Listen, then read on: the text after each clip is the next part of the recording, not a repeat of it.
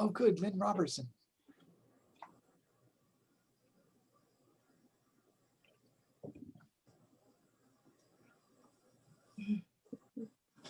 Nice to see everybody.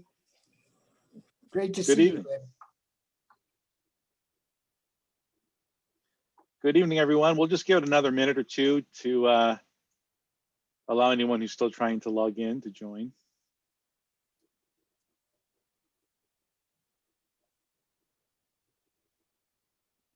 We are recording today's session, just FYI, for posterity.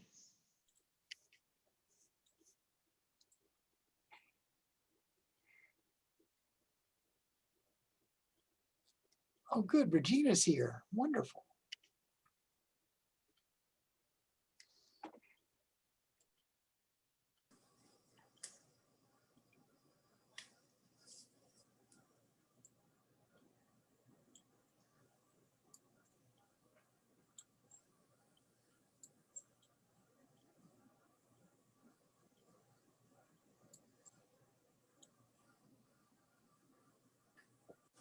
I think I'm going to lock my cats out.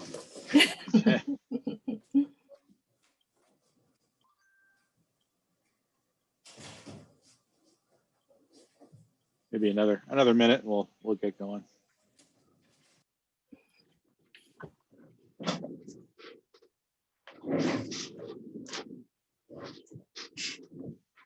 And I'll keep an eye out to let people in as they trickle in as well. Okay, well, yeah, let's get started here, and hopefully people will join us as we're continuing. Well, good evening, everyone, for another installment of Blowing Off Steam. If you are a repeat offender, you know that this is something we began back in 2017 between initially the Ohio State University and also the Ohio State University Zanesville. However, now Denison has joined us, which is very welcome. And we have the Granville Public Library, which has been a gracious venue and host to us now going on 2 years. So this is our virtual installment, thanks to the pandemic, and hopefully everyone is safe in that regard. Today's speaker is Professor Virginia Cope. She's an associate professor in the English department at Ohio State University and an associate dean at the Newark campus. Her research and publications have focused on the 18th century British novel and the literature of New Orleans. I don't know if I pronounce, is that New Orleans or Narlands? I never know how to pronounce that. Most recently, it depends on where you're from. Okay, good. Most recently, she has retraced Mary Wollstonecraft's travels to London, Paris, and Scandinavia, and we are going to learn about the curse of Wollstonecraft today. But before we begin today's presentation, I do want to remind you that next month, we have another installment on the 9th, again, at 7 to 8 p.m. virtually, and we're going to have Dr. James Rock from the University of Minnesota Duluth speak to us about the Dakota and Ojibwe skies and how American Indians predicted astronomical events. So with that, I will hand it off to our speaker, Dr. Cope. Hi, everybody. Thanks for showing up here in Zoom world. It's very good to see a couple of my neighbors. It's almost as if we're not in a pandemic. I have a PowerPoint to share with you with recorded audio because I get so excited talking about Mary Wollstonecraft that if I were left to my own devices, I would drift off the PowerPoint and start telling you all my favorite Wollstonecraft stories. So instead I've recorded it. So I'm going to share my screen, and then each slide at a time, I'll start the audio. If my technology fails me, I'll just go back to ad-libbing about Mary Wollstonecraft. All right, so I'm going to share my screen. All right, can everybody see that? Yes, okay, all right. Tonight, I'd like to introduce you to Mary Wollstonecraft. Mary Wollstonecraft was a philosopher who lived and wrote in London in the late 18th century. She's been in the news unexpectedly 2 centuries after her death. That's because a statue was unveiled in her honor in London. People have had very strong opinions about this statue. Some dispute whether it in fact honors Mary Wollstonecraft or her feminist philosophy. I would love to get your thoughts at the end of this presentation on that statue. But to really understand it and the debate over it, you'll need to know a few things about Wollstonecraft. In this presentation, I will tell you a few things about her philosophy, about her life story, and about what I call the curse of Wollstonecraft.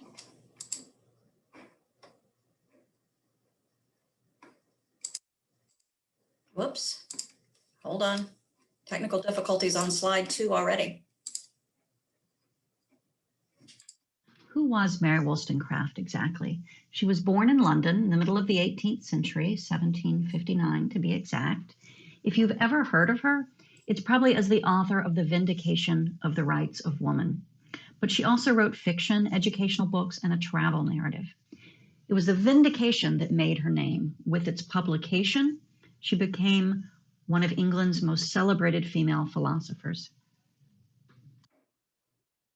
All right, now let's see if I can get back to where I was.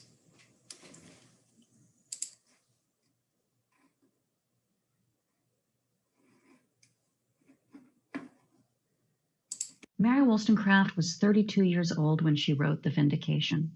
She was living alone in meager lodgings just south of the Thames in London, eking out a living as a writer. In The Vindication, she made a revolutionary claim that women were rational. Therefore, that they should receive an education, be able to earn money to support themselves, and keep whatever money they earned.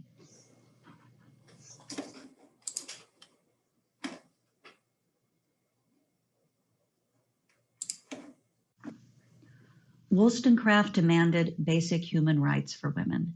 She called it justice for one half of the human race.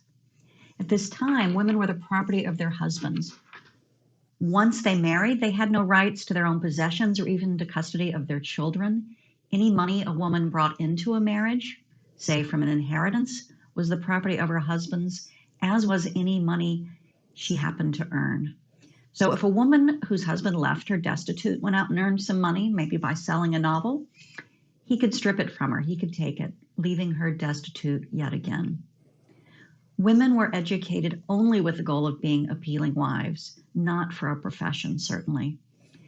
Women who were unmarried had very few options for earning a living. They could work as companions to wealthy women or as governesses.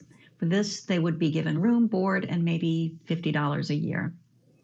Those were the options for women in the middle and upper classes, the lucky women. For women born into poverty, the situation was even more dire. They could earn only starvation wages, maybe by doing laundry or sewing. Wollstonecraft knew this. She knew the conditions for women because she had lived this life. And she wrote passionately about the ways in which this structure, this patriarchal structure, failed not only individual women, but society as a whole.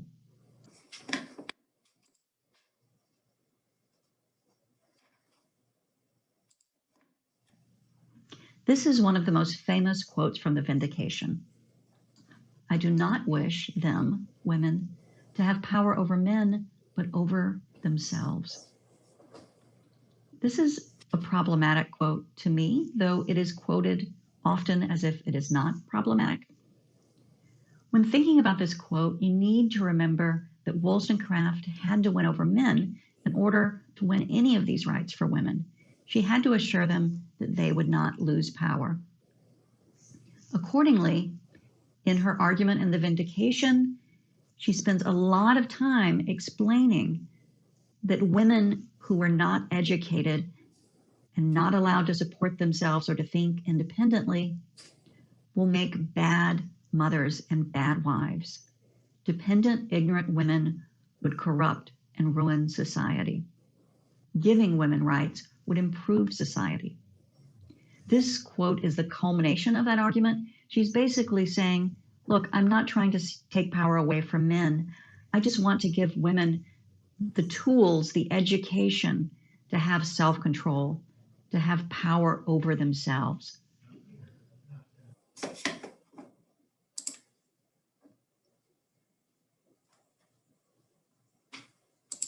I just explained Mary Wollstonecraft's greatest achievement, the thing for which she is best known. Her achievements are even more extraordinary because of the very difficult life she led. She was largely self-educated and had to figure out how to support herself with absolutely no family help. But I call this talk The Curse of Wollstonecraft because of a certain pattern in anything related to Wollstonecraft. For every extraordinary achievement or advance that she made, often against incredible odds, there always seemed to be a dramatic reversal. Everything she achieved would be undone or misunderstood or denied her in some way. So there are several moments that I see as these moments of reversal, these moments of a curse taking effect.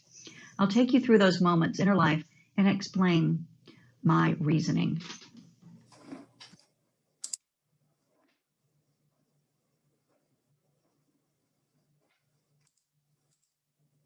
The curse of Wollstonecraft begins in the first few years of her life. She was born in the Spitalfields neighborhood of London to a master weaver and his wife. Her grandfather had amassed a fortune himself as a master silk weaver. The grandfather's goal in amassing this fortune, other than to enjoy it himself, was to leave it to his son, Mary's father, so he could abandon his trade and set up as a gentleman. Accordingly, when the old man died when Mary was 6, her father immediately abandoned Spitalfields and bought a small farm in the country. He was now going to be a leisured man. Unfortunately, Mary's father did not have the capacity for such a life. He drank, he gambled, he occasionally beat his wife and child. He had no idea how to farm and no ability to recognize and correct for his own failings. Mary Wollstonecraft spent her childhood watching her family descend the social ladder. Her father moved them from farm to ever smaller farm, from London to Yorkshire to Wales, and then back to London. By the time she was 17, her father had not only spent his own fortune, but demanded that Mary give up a tiny amount of money likely left by a relative to her to help her get a start in life. So the family went from unexpected wealth to utter ruin. That is the first curse of Wollstonecraft, the first dramatic reversal of great fortune.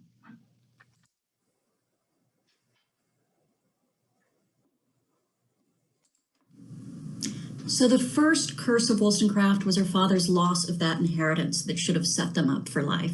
The second reversal in her life was what happened to her in the years after she became famous. You remember I said that her father hit rock bottom when she was about 17. She supported herself and, amazingly, her younger siblings, taking on roles such as being a companion to a widow, serving as a governess, running a small school with her sisters. But when she was 27, she got tired of eking out a living in these dependent and unpredictable roles. She decided she would move back to London, live by herself, and support herself as a writer. She wrote her sister that she was going to be the first of a new genus. It was so unheard of for a woman to live this kind of life that she imagined herself as the first of a new species, a new genus. And indeed, she was very poor, but she did manage to support herself. And after several years of this kind of work, she was ready at the outbreak of the French Revolution to offer up her theories in the vindication of the rights of men and the vindication of the rights of women. These, as I said, made her famous. So she had achieved something extraordinary, just as extraordinary as her father's inheritance, but unlike her father's inheritance, this was something she had earned. What happened then, though, was that over the next few years, she lived according to the principles she had laid out in the Vindication. She traveled to Paris to witness the French Revolution. She fell in love with an American man named Gilbert Imlay. She lived with him. They had a child together, but they did not marry because this contravened her principles, and it may also have contravened the way he wanted to live his life. She felt deeply for Gilbert Imlay, but over the course of a couple of years, he slowly and very slowly abandoned her. She returned to London, where her life was considered scandalous. The author Horace Walpole called her a hyena in petticoats. She was caricatured in novels as masculine, lustful, and foolish. Her ideas could no longer be discussed in polite society. This is the second curse of Wollstonecraft, the infamy that followed her fame.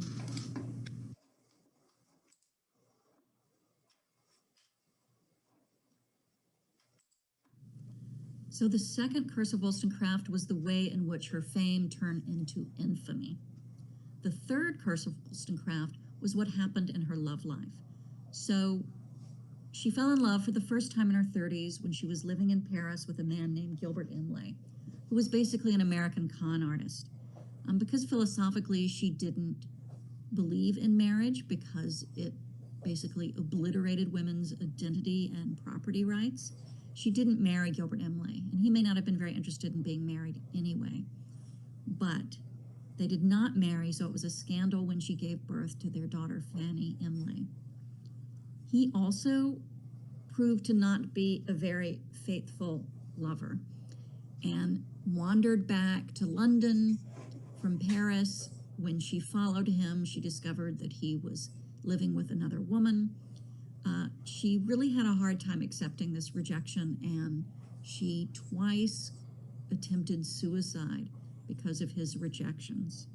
So she was really in the depths of despair in 1793, 1794, when she was back in London. However, in a most extraordinary turn, she met the philosopher William Godwin, who shared many of her philosophies and certainly was not a man to be scandalized by a woman who was an independent thinker. Godwin had met her years earlier and thought she talked too much at a dinner party. So they had not hit it off the first time they met, but this time they did hit it off. They fell passionately in love. She finally recovered from her long attachment to Gilbert Imlay. She became pregnant. They decided to marry to make life easier for the child they were expecting. And in 1797, she married Godwin, but true to their philosophies, they still lived apart, not very far apart, but they had separate homes so that they could work independently during the day and send little love notes back and forth to each other.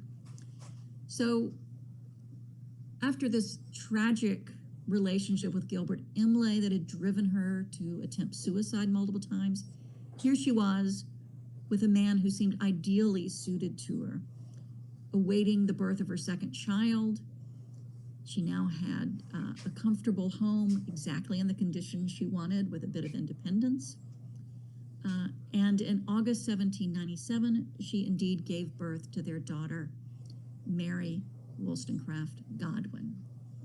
So that's the good part, right?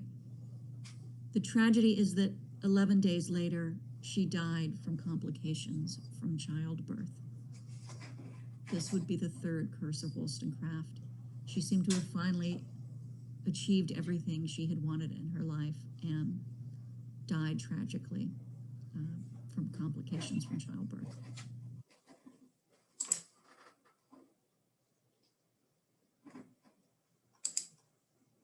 I did it again. Hold on. So at this point in my litany of curses of Wollstonecraft, we have come to her death. So you probably are wondering how many more curses there could be. But I do have one more. The daughter she gave birth to became Mary Shelley and wrote the novel Frankenstein. If you've ever heard the name Wollstonecraft, you've probably heard it as the name of Mary Wollstonecraft Shelley. Frankenstein was in part inspired by Wollstonecraft's writing and her life, as well as those of Godwin. Mary Shelley was deeply influenced by her parents. So why am I calling the brilliant book of Mary's daughter a curse? All right, let's see if I can get back to the current slide. Hold on. All right.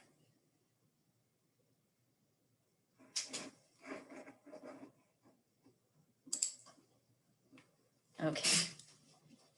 Obviously, I am too old for this. Let me go back to that slide, see if I can start the audio again instead of clicking and making the slide advance.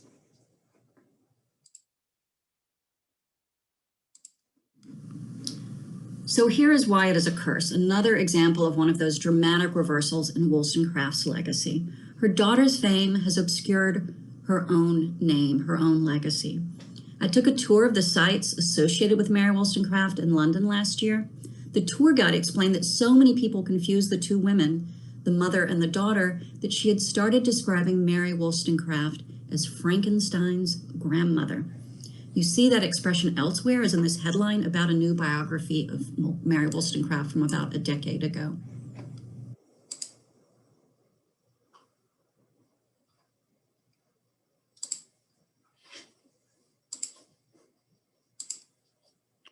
if I can make this.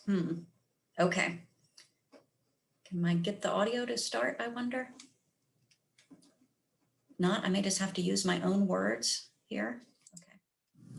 So now I have come to my last possible curse of Wollstonecraft, and that is the statue that was recently unveiled in her honor. The fundraising campaign lasted 10 years. The goal was to honor Wollstonecraft with a statue in a park in Newington Green, the London neighborhood where she lived early in her career. But very few statues in London and the United Kingdom are dedicated to women, unless those women are queens or nymphs. So this was also meant to address that lack of representation. It is the first statue in the world that I know of honoring Mary Wollstonecraft.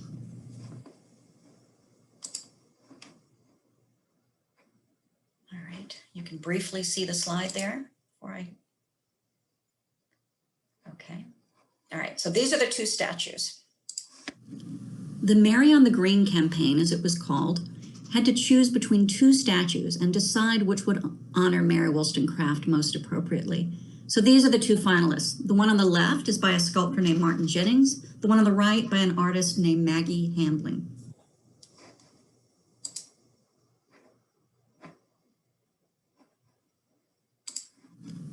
Here you can see Martin Jennings' explanation for his model, his design for a Mary Wollstonecraft statue in Newington Green.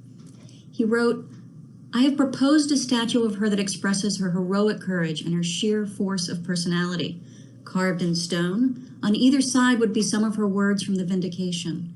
Till greater equality be established in society, till ranks are confounded and women freed. Her figure would be cast in bronze and set in stone, to stand in place for at least as many centuries as her reputation has been neglected." That's number one. Here's number two. So here's the other contender for the honor of honoring Mary Wollstonecraft. This sculpture for Mary Wollstonecraft is not meant to represent the woman herself, but to honor her. It will work by elevating an idea, personifying the spirit rather than depicting an individual, says Maggie Hambling. She described the figure on the top as an every woman emerging out of organic matter, almost like a birth. The idea was to evoke Newington Green as the birthplace of feminism and to echo Wollstonecraft's claim to be the first of a new genus.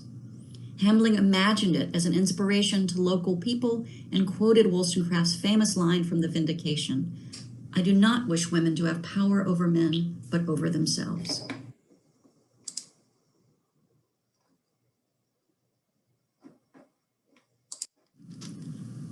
So now this is my question for you. Which of these statues best pays tribute to Wollstonecraft? Should the statue represent her or abstract ideals? Should the figure be clothed in period clothes or rendered timeless by being unclothed? Which quote best captures her achievements? "Till greater equality be established in society, till ranks are confounded and women freed," or "I do not wish women to have power over men, but over themselves." It's time for you to decide. All right, commence deciding. Yes, thank you very much. That was a great presentation. And now it's going to be open forum as the design. You can type in the chat room your questions, responses. You can unmute your mic and have a free form discussion. I welcome everyone to share their thoughts on those questions. Should I unshare my screen or do you want the questions up? It might be useful to leave those questions up for now. Okay.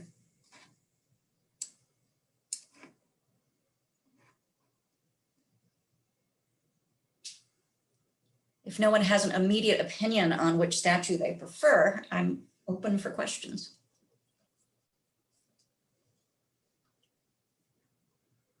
Well, I'll start with a question and apologize for my naivete. So lots of writings there that were very interesting to me. If I had the sequence right, I think it was 1790 that she had the publication of the Vindication of the Rights of Man, and then 1792, Vindication of the Rights of Women.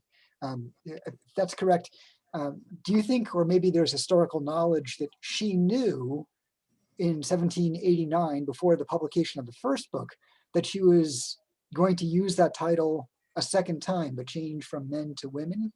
Did she, or do you think she put it together after she published the first book? So the Vindication of the Rights of Man was a response to Edmund Burke sort of excoriating the ideals of the French Revolution and speaking ill of some of the people who had been her mentors, her intellectual mentors in Newington Green. So she was kind of primed with ideas to respond to Burke immediately. In fact, Thomas Paine is more famous for his response, but she beat Paine by several months out of the gate there. So she had her philosophy ready to go as to why she supported the French Revolution and those ideals of liberty, equality, fraternité. But after writing that, one of the education ministers of the French Republic came out with his proposal for universal education, except it wasn't exactly universal because it excluded women. So she had met this minister because he had been in London, and she was so famous for writing the Vindication of the Rights of Man that he asked to come and have tea with her. She was so poor and so uninterested in following convention that she served him wine in a teacup, famously, the French education minister. But then she addressed this new work to him saying, liberty, equality, fraternité, how about the women, right? Universal education just for men doesn't cut it. So the entire Vindication of the Rights for Woman, which she then universalized by making the singular, was really a response to her own first work. That makes sense. Yeah, great.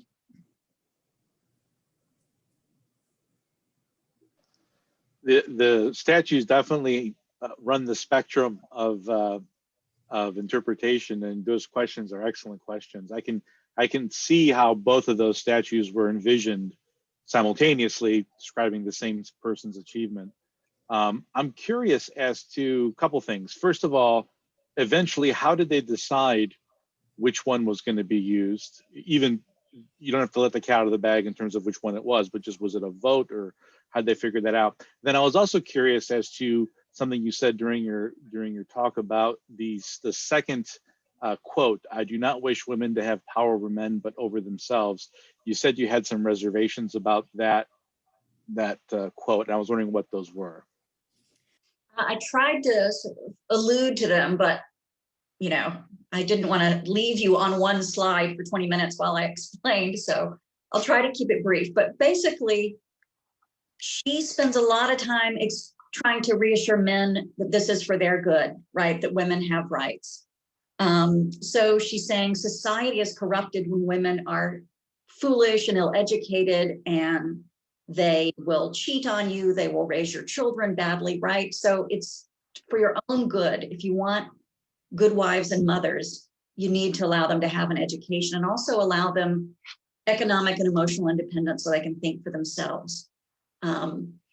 So she spends a lot of time in the Vindication talking about how women's characters are destroyed by forced dependence and lack of education. And for some feminists rereading it, it's kind of jarring that she goes on at such great length about how worthless some women are.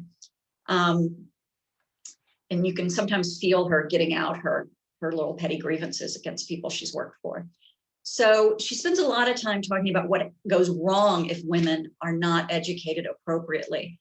And then she also wants the common response that now is and then to such claims for greater rights for one group or another, a common response is that another group imagines itself losing power.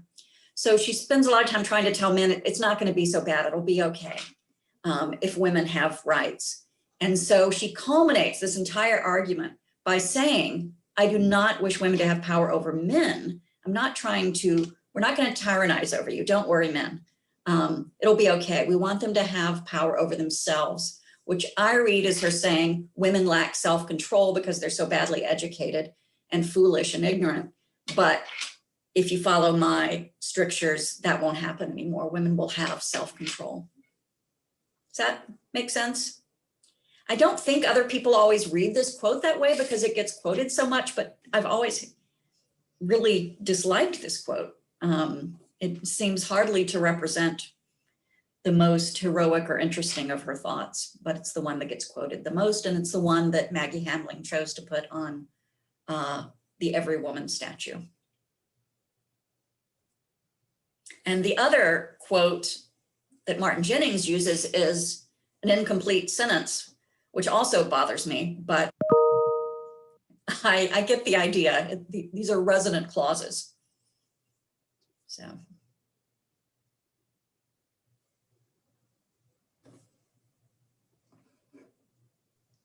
Other thoughts, other comments? Anybody want to vote on which one they prefer? I'll chime in a little bit.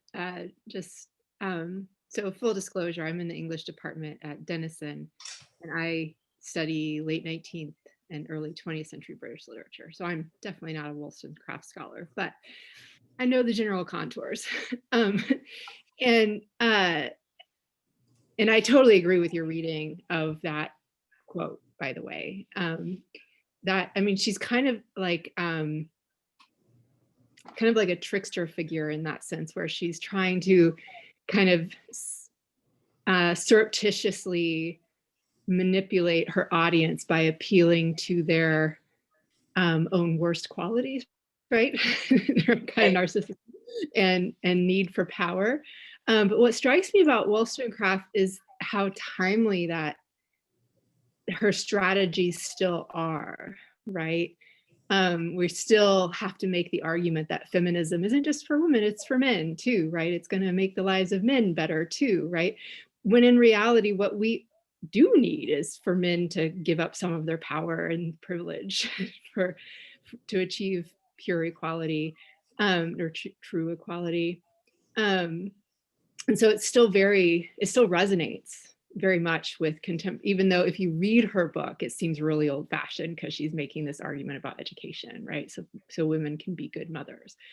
But in terms of the strategy, it's still very contemporary. And I guess I'd vote for the period statue, right? The one with period clothing, because I think part of the motivation, as you described it, is that, we need more statues honoring the really great women in history, right? And a lot of us can identify by appearance, many great male philosophers and writers, but most people can't picture Mary Wollstonecraft, right? And so it helps to have an image of the person, right? Rather than a generic image of femininity. That's just, and I prefer that other quote too. Yes. And I think it honors her specific achievement rather than just achievement in general, right? Because of the books and the quill and whatever. Yeah, I totally agree, right? A woman with a book and a quill is a different thing than a man with a book and a quill. Right. And in this case, I feel like realism is revolutionary. You show what she achieved, and it may look traditional, but in fact, in her context, it was revolutionary. Mm-hmm.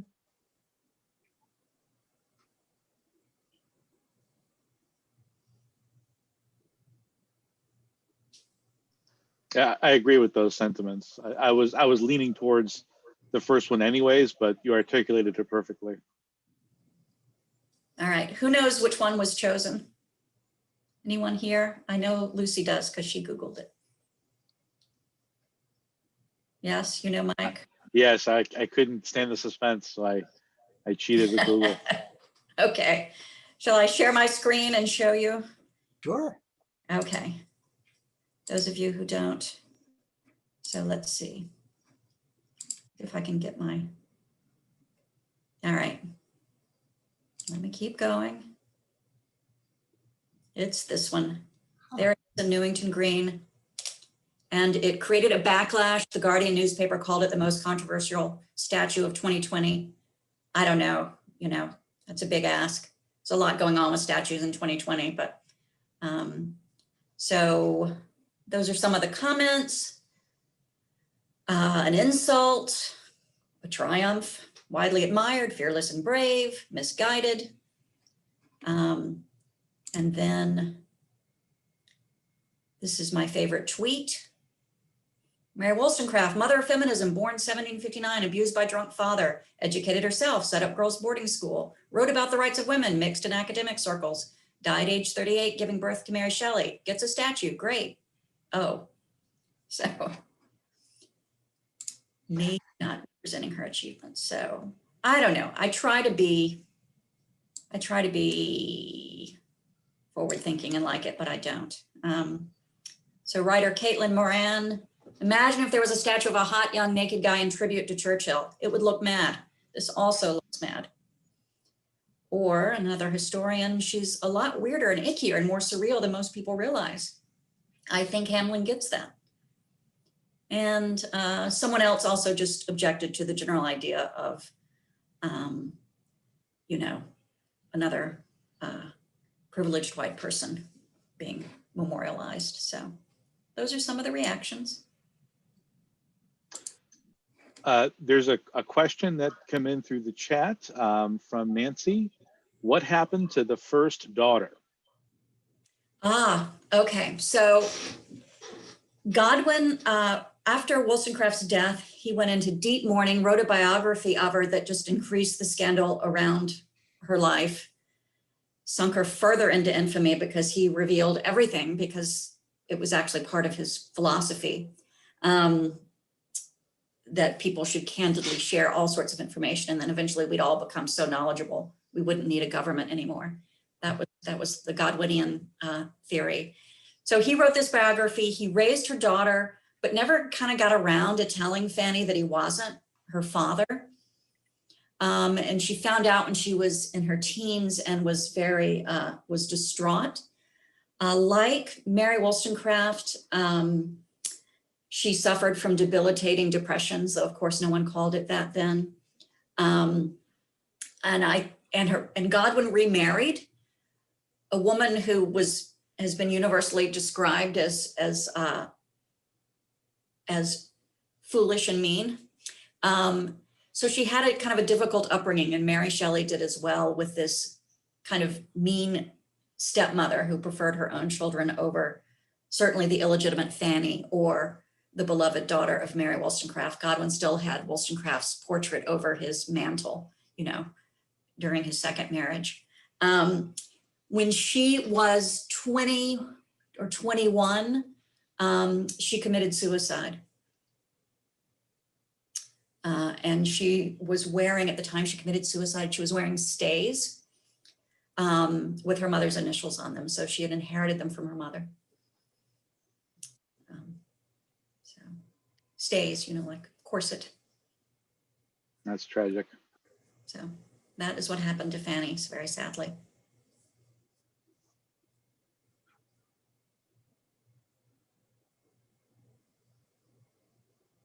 I'd be curious to know if she had any female intellectual companions that she could fairly freely bounce ideas off, or was she truly really a solo act on that front? There were other women intellectuals, the Blue Stockings, most famously. She didn't always mingle with them because they were tended to be more aristocratic women. She really was self-taught intellectually, but when she was in her early 20s, she had a school in Newington Green that she started with her sisters. And that was a radical community. It's where all the radical thinkers lived, where Richard Price was, you know, lectured.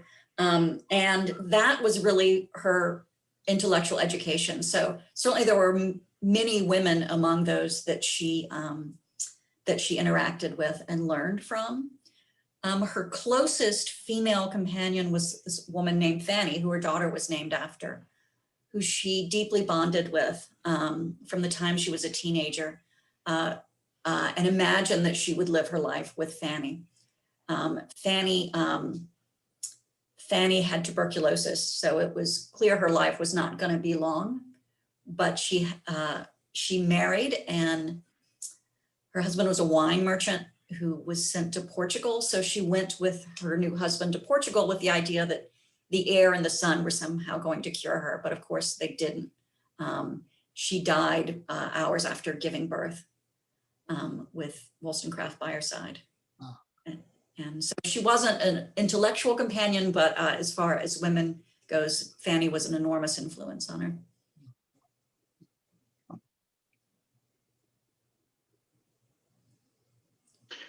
So how did they end up deciding which of the two statues? Oh, I didn't answer that question, did I?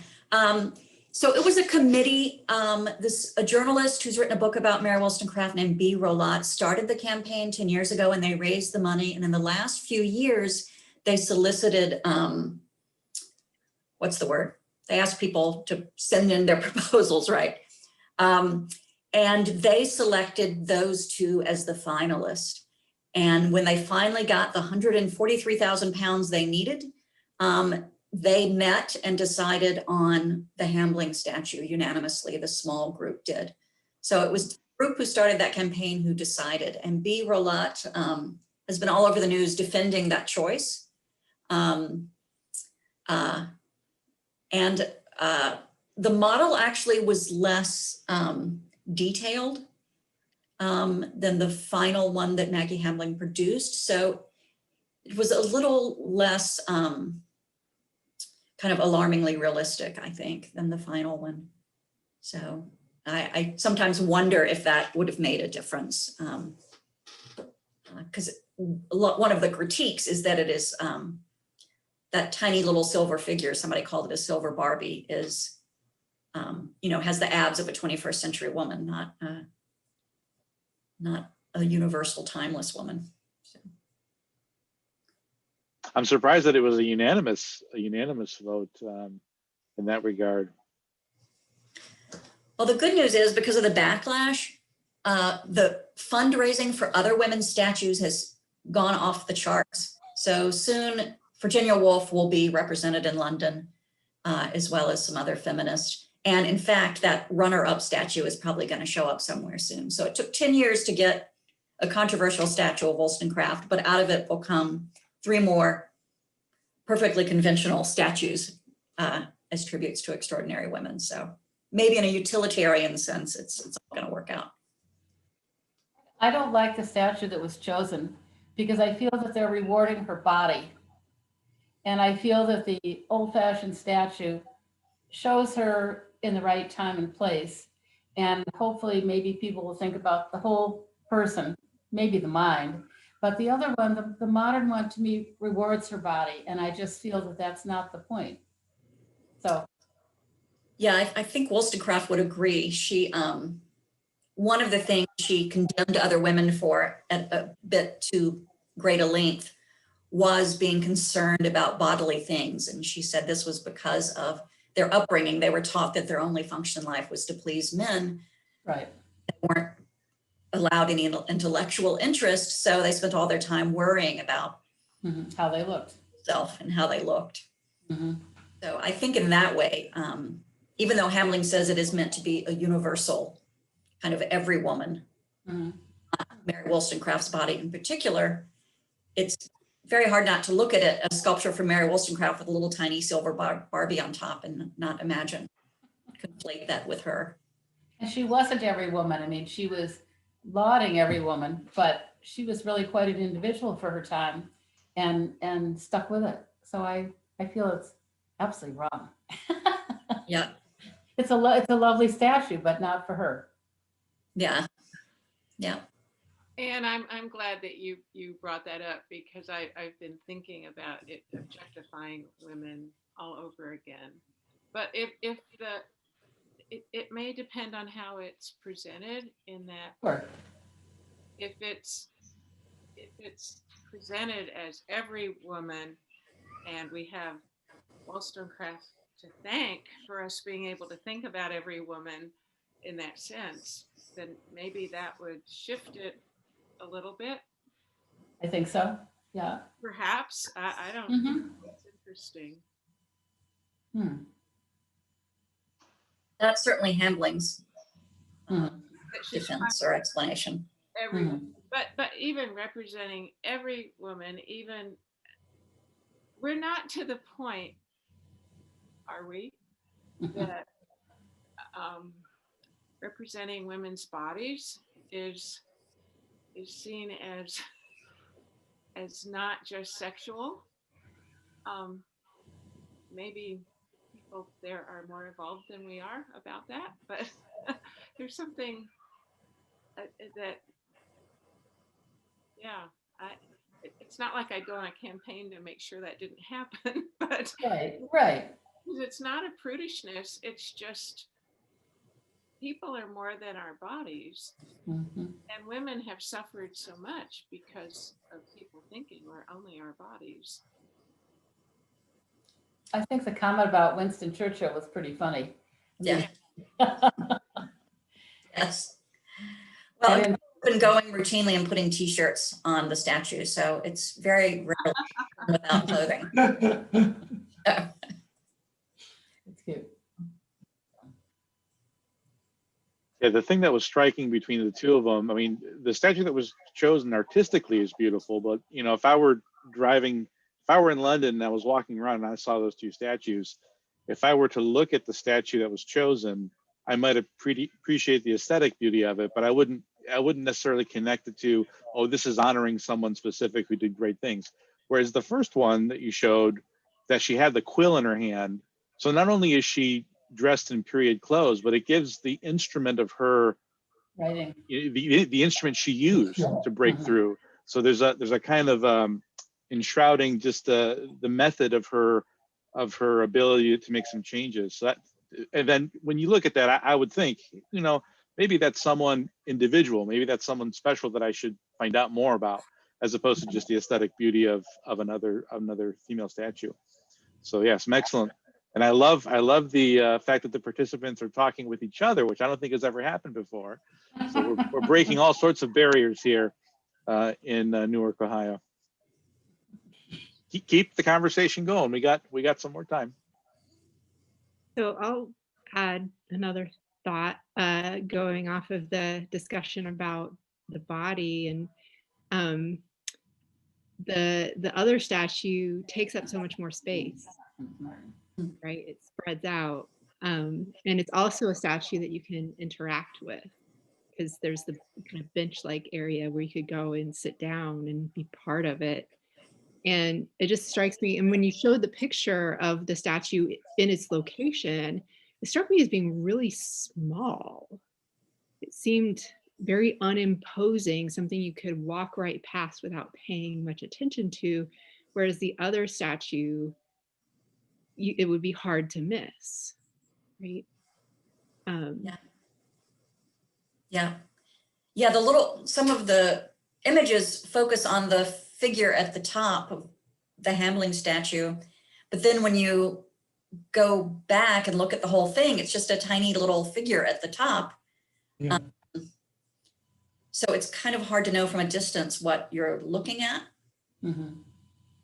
And I don't know, I just find it a little disconcerting that there's just this tiny little figure at the top of this wave, you know. But there's more than that. Yeah. But I'm no artist, so I don't know. I would say the other statue isn't particularly great either. It's a fine statue, but it just seems like there could have been more, because in the other one she looks, I mean, I understand why the committee wouldn't have gone for that one. She looks very like just matronly and dowdy and uninteresting, and she's I mean, there's a more interesting pose out there for her, right? Something that will make the statue more dynamic, give it more movement. I do appreciate how much space it took up compared to the other. And thank you for this, by the way. I hadn't heard of this controversy, so I'm excited to learn about it. Yeah, Google away. There are lots of great comments out there. I set up a Google alerts, and now every day I get somebody else talking about how pissed off they are about it. So. Regina's comment makes me think of something else.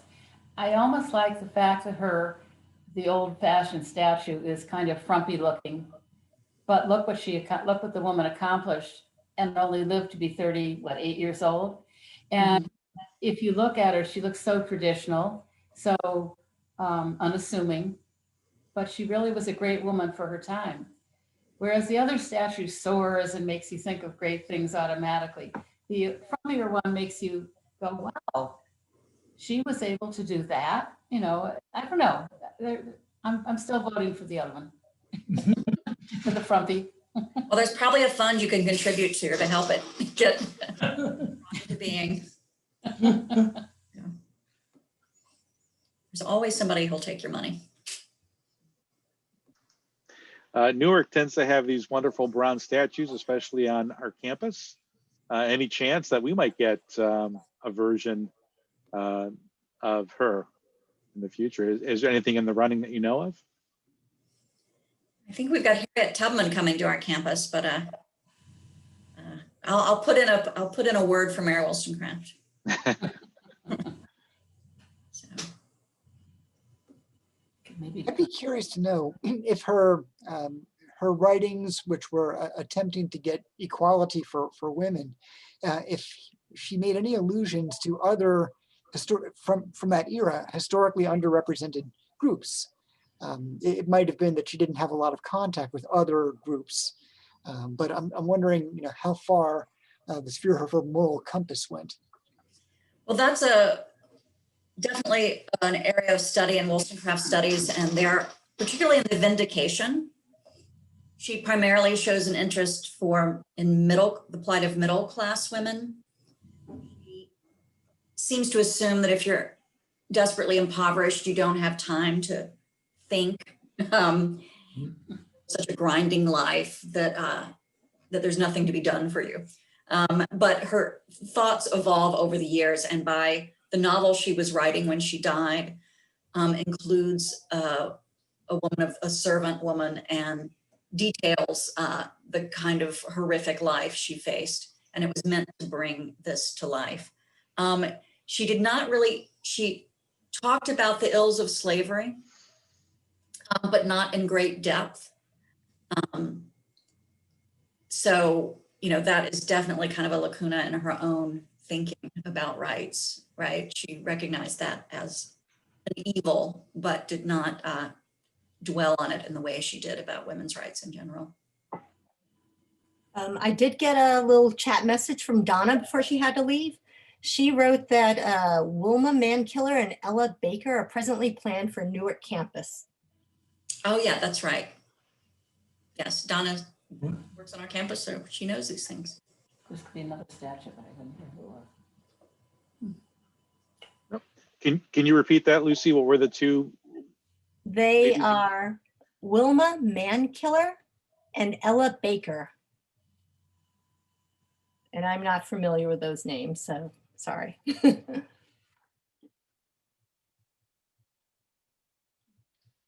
Very good. Other questions? We still have a little bit more time. Comments? Yeah, you won't get credit for this class if you don't. Right. Well, I guess I could observe that a lot of men and women wrote about education for boys and girls, and made that argument that she made about girls need to be educated so they can be good mothers. Otherwise, we won't have good boys and good men. And that went on for quite a while. In fact, it probably still goes on. So it's, I guess I have to kind of think that Wollstonecraft and women after her who wrote in the same vein were doing the best they could, because that's all that was palatable, even though it was so radical at the time that they started making those arguments. Well, and I think her ideas were more comprehensive than I perhaps suggested, in that she thought of people's individual fulfillment as part of larger goal for social development, right? Mm-hmm. Not only was she kind of trying to please men who otherwise wouldn't pay any attention to what she was saying, but but she was making a case. She had an entire societal political theory. And she was saying, this is how women fit in. So sure, if you want them to be wives and mothers, primarily fine, but you know, let's make sure they can do that job right? If we all have our duties, we need to be equipped to do those duties. But she also argued that women should be able to earn a living, go into their professions, But married, retain rights within marriage. So I guess I'm thinking about what such women's ideas get reduced to when you read about them in the educational literature.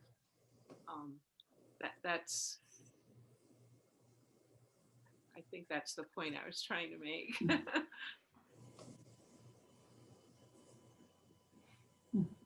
well, thank you.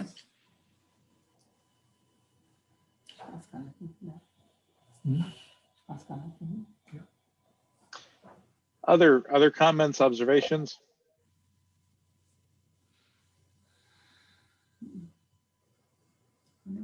Well, we're just about to time. Maybe we have time for one more quick question. Okay, Nancy is saying, thank you, Virginia. That's a good idea. Let's thank Professor Cope here. You can either clap or do a reaction or just say thank you. For a wonderful talk. And I love the interactive Q&A that we had here, not only between the speaker, but also with each other. So I hope we can continue that in the future. Last chance for questions. Okay. Right, thank you for having me, and thank you for listening to my spiel about Wollstonecraft.